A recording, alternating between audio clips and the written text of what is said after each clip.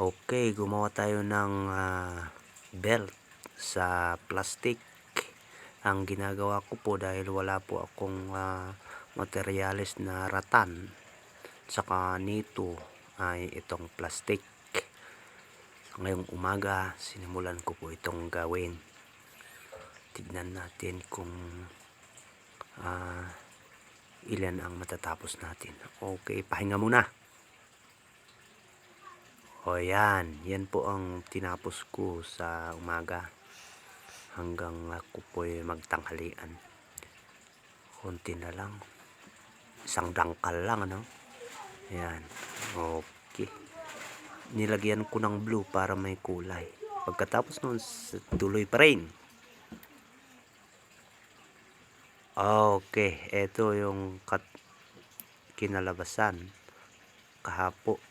maghapon.